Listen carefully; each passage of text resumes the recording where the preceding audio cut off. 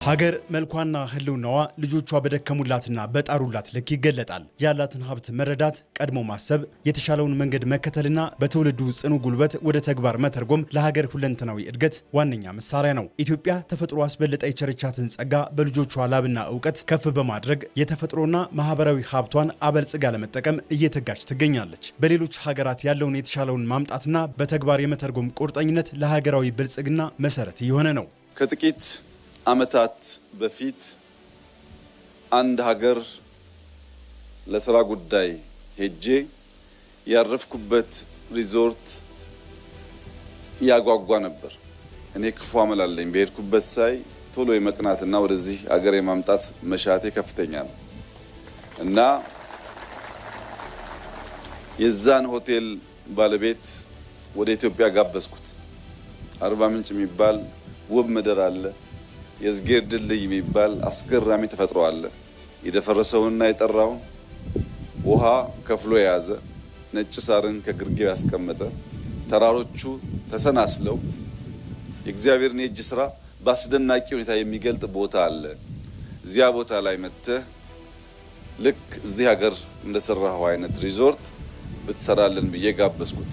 ሰውየው መጥቶ አርባ ምንጭ አድሮ የእግዚአብሔር ድልድይን አይቶ ሲመለስ አገኘሁት እና ምኞትህ ጥሩ ነው፣ ፍላጎትህ ጥሩ ነው፣ አርባ ምንጭ ግን ለዚህ ኢንቨስትመንት አልደረሰችም ማለት። ይህንን ኮሜንት ስሰማ ምን ሊሰማኝ እንደሚችል እናንተ ገምቱት። ትናንት ማታ የነበረኝ ጉጉት ግን ያንን ሰው ደግሜ ጋብዤ አርባ ምንጭን እንዲያየት ነበረ። የኢትዮጵያን ውበት የመግለጥ መሻት በሐሳብና በምኞት ብቻ አልተገታም። ይልቁንም በራስ አቅምና ክንድ የአርባ ምንጭን የተፈጥሮ ጸጋ አስጊጦ በአደባባይ መግለጥ ተችሏል። የሌሎቹን አስመስሎ ሳይሆን ከሌሎቹ አስበልጦ በመገንባት የሀገርን በራስ አቅም የመበልጸግ ውጥን ዳግም በአርባ ምንጭ እውን ሆኗል። እዛ ያየሁት ሪዞርት እዚህ አሁን ያለው ሪዞርት አያክልም። እዛ ያለው ሪዞርት ከ1000 በላይ ዘመናዊ ስብሰባ ማዕከል በተለየ ዲዛይን የተሰራ ቦታ የለውም። እዛ ያየሁት ሪዞርት በውሃ ውስጥ በከፍተኛ ጥልቀት ገብቶ ሰማይ ላይ የወጣ በሰማይ ላይ የሚሽከረከር 360 ዲግሪ ተፈጥሮን ውበትን የሚያሳይ ሬስቶራንት እዛ አላየሁም። ከዚህ ያነሰውን ጠይቄው አርባ ምንጭ አልደረሰችም ማለት። ከዚያ የበለጠውን ሰርተን እንደምንችል እንደሚገባን ከማንም የሚያንስ ተፈጥሮና ብቃት እንደሌለን ለዛ ሰውዬና መሰል እሳቤ ላላቸው ሰዎች በንግግር ሳይሆን በተግባር ማሳየት ጉጉቴ ነው። ደግሞም ይመጣል።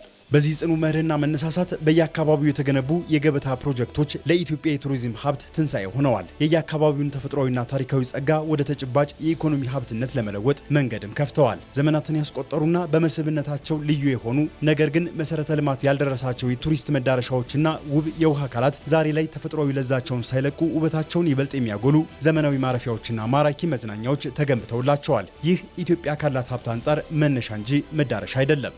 ተመልከቱ፣ ተራሮቻችንን ገና ስራ ይፈልጋል። ብዙ ከሚጠበቅብን አንድ አስቀምጠን በዚያ ፌሽታ የምንሰክር ከሆነ ማደግ አንችልም። ኢትዮጵያ ትልቅ ሀገር ናት፣ ማደግ የምትችል ሀገር ናት፣ ስራ የምትሻ ሀገር ናት። የጀመርነው ለኢትዮጵያም ለአፍሪካውያንም ምሳሌ የሆኑ ስራዎች ናቸው። ምሳሌ ማለት ግን ፍጻሜ ማለት አይደለም። ምሳሌንና ፍጻሜ መለየት ያስፈልጋል።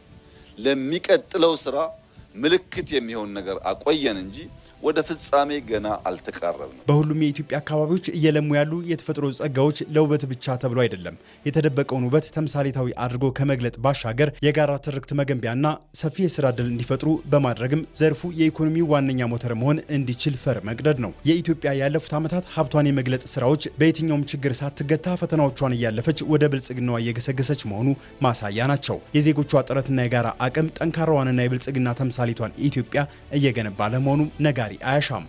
ኢትዮጵያ የምታድግ የምትበለጽግ ልጆቿን የምትሰበስብ የአንድነት የሰላም ምሳሌ የምትሆን ሀገር ናት። ይህ ከድካም ከልፋት ከስራ ውጪ የሚከናወን ነገር አይደለም።